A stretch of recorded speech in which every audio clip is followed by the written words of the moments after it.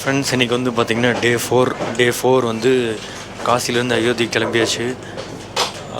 இதை வந்து பார்த்திங்கன்னா தேர்ட் ஏசி தாங்க புக் பண்ணியிருக்கோம். இங்கே வந்து பார்த்திங்கன்னா வெயில் வர பயங்கரமாக இருக்குது. சரியான வெயில் இருக்குங்க. உங்களுக்கு எவ்வளோ டிகிரி அடிக்குன்னு பார்த்து சொல்கிறேன். கிட்டத்தட்ட 33 டிகிரி வெயில் அடிக்குதுங்க இந்த இடத்துல. தெரியுது நான் தெரில, 33 டிகிரி வெயில் அடிக்குது இந்த ஏரியாவில். பாருங்கள் வெளியெல்லாம் எவ்வளோ வெயில் அடிக்குதுன்னு சொல்லி.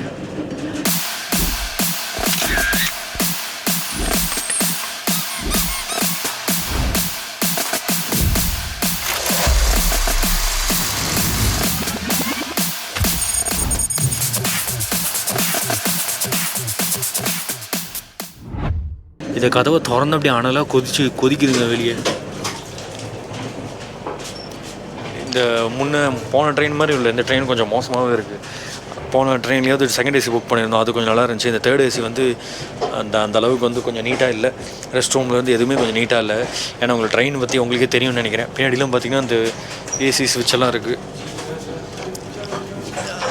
இன்றைக்கி என்ன நடந்துச்சுன்னா, காலையில் நாங்கள் வந்து ரூம்லாம் செக் அவுட் பண்ணிவிட்டு டால்ஃபின் ஹோட்டல்னு சொல்லி ஒரு ஹோட்டல் தங்கியிருந்தாங்க. அந்த ஹோட்டலில் செக் அவுட் பண்ணிவிட்டு திரும்ப அப்புறம் அங்கேருந்து ஒரு 7 சீட்டர் கார் மாதிரி எடுத்துகிட்டு ரயில்வே ஸ்டேஷன் ஏறி திரும்ப ட்ரெயினில் தான் இப்போ போயிட்டுருக்கோம். கிட்டத்தட்ட 11 மணிக்கு ட்ரெயினில் ஏறணும்.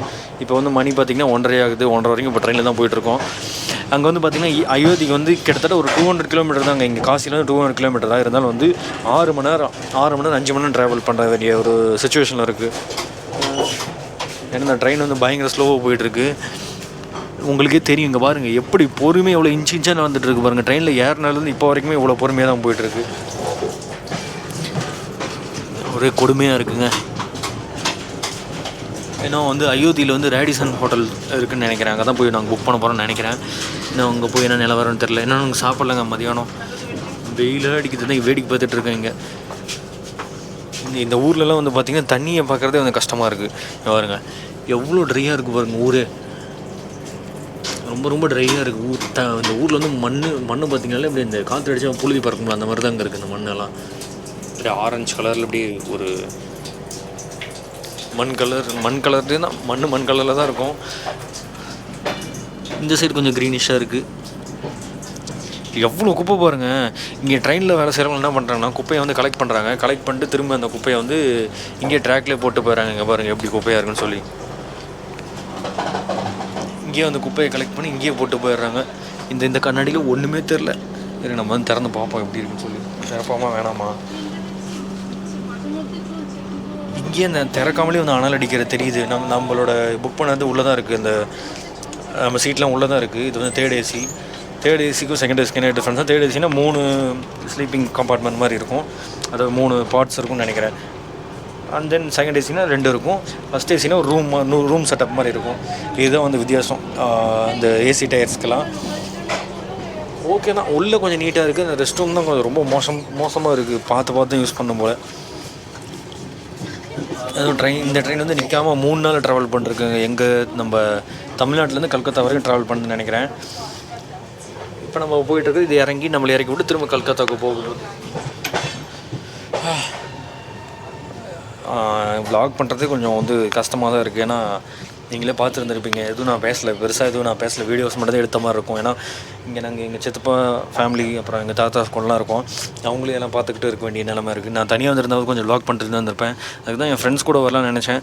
ஃப்ரெண்ட்ஸ் வந்து யாரும் வரல. இந்த டைம் எல்லாம் பிஸியாக இருக்கிறனால யாரும் வரல. நெக்ஸ்ட் டைம் மேபி நம்ம ஃப்ரெண்ட்ஸ் கூட வந்தால் இன்னும் நிறைய எக்ஸ்ப்ளோர் பண்ணி பார்க்கலாம். இந்த வீடியோவிலே பார்த்திங்கன்னா நம்ம காசியில் இருக்கப்போ அந்த டெட் பாடி எரிக்கிற இடம்லாம் நம்ம வந்து காட்டியிருந்தேன் உங்களுக்கு. அந்த பார்ட் வந்து எத்தனை பார்ட் வரும் எனக்கு தெரியல. செக் பண்ணி பாருங்கள். எங்கள் ஃப்ரெண்ட்ஸ் மைக்கிங் வச்சுக்கலாம்.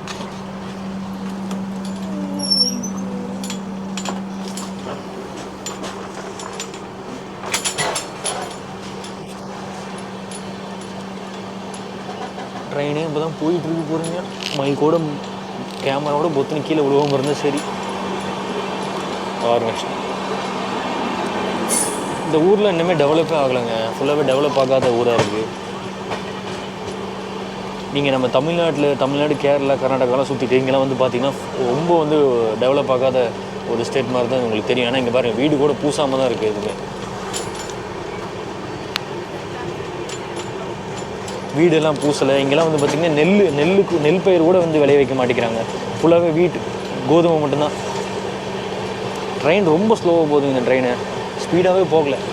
நாங்கள் சென்னையிலேருந்து காசி வந்த ட்ரெயின் பயங்கர ஸ்பீடாக வந்துச்சு. இந்த மாதிரி வெளியே நிற்க கூட பயமாக இருந்துச்சு. இது வந்து ரொம்ப மெதுவாக போகுது. இருந்தாலும் இங்கே நின்று ட்ராவல் பண்ணுறது அவ்வளோ சேஃப் கிடையாது. பார்த்து இரவுனா கேட்டி அந்த மாதிரி பிடிச்சிட்டு வேணால் சும்மா கொஞ்சம் நேரம் வேடிக்கை பார்த்துட்டு உள்ளே போயிடுங்க. இதை வந்து ரெக்கமெண்ட் பண்ண முடியாது. இது ரொம்ப ஒரு அன்சேஃபான ட்ராவல். இங்கெல்லாம் உட்காந்து ட்ராவல் பண்ணுறது, நின்று ட்ராவல் பண்ணுறது. சரிங்க, ட்ரெயின் கொஞ்சம் வேகமாக போகுது. நம்ம சாத்திட்டு உள்ளே போயிடலாம்.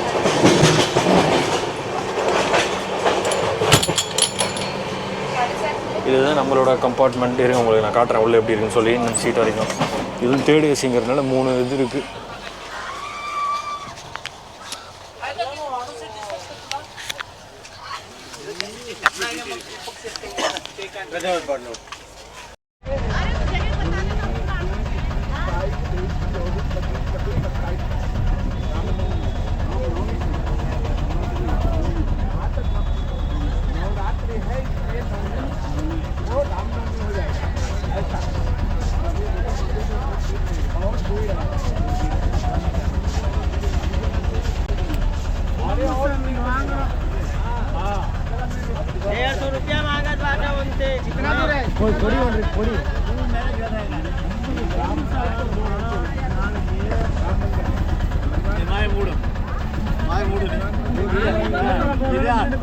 வண்டி ரயில் ஏறு பஸ்ல ஏறுறது இதே சொல்லிட்டே இருக்கேன்.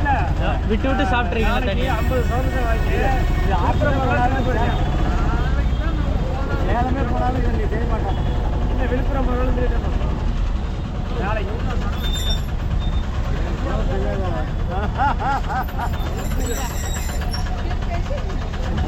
சொல்ல தெரியாதான்.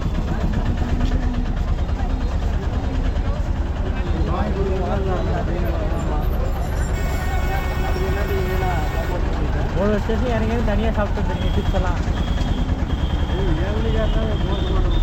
தனியாக சாப்பிட்டு வந்தார்.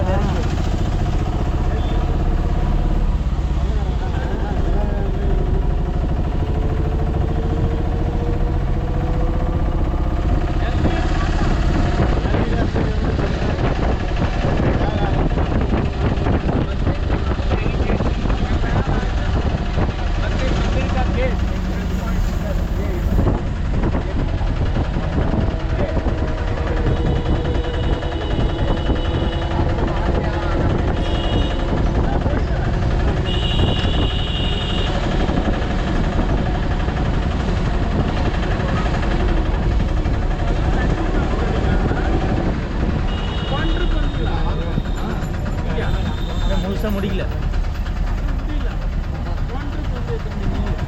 ஆரம்பி ஃபஸ்ட்டே வந்துட்டேன்.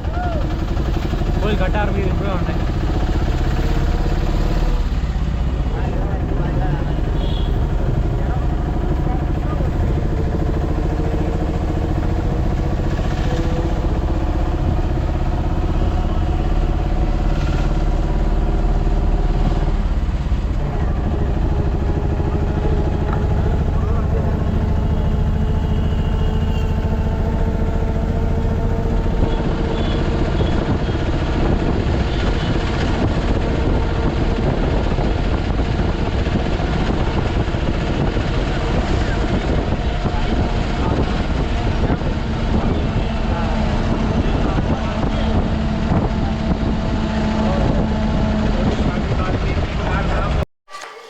ஃப்ரெண்ட்ஸ், அவ்வளோதான் நம்மளோட இது ட்ரிப் வந்து முடிய போகுது.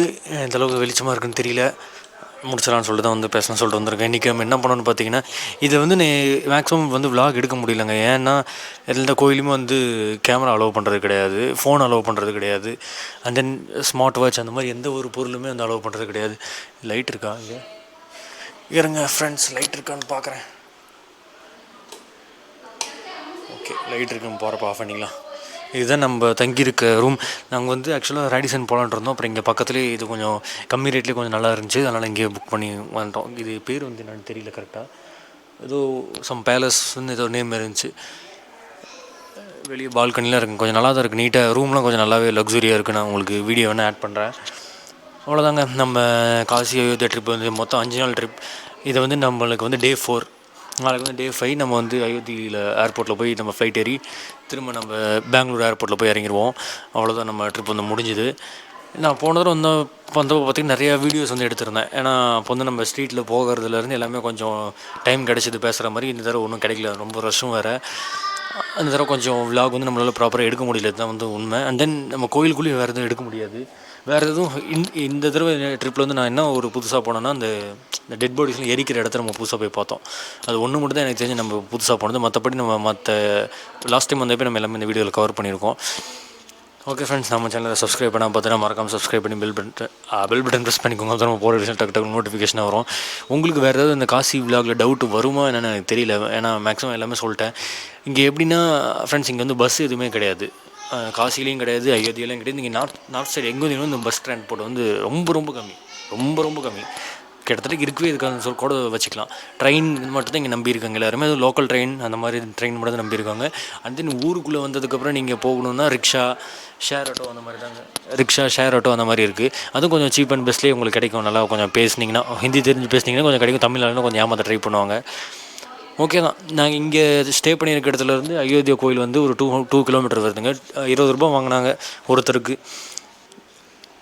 மற்றபடி நீங்கள் தங்குறதுக்கும் எல்லாமே பார்த்தீங்கன்னா இங்கே தமிழ் மடம் இருக்குது. 200 ரூபாயிலேருந்து கிட்டத்தட்ட ஒரு 10,000 ரூபா வரைக்கும் நீங்கள் ஸ்டே பண்ணலாம். எல்லா பட்ஜெட்லேயுமே இங்கே வந்து ஸ்டே இருக்குது.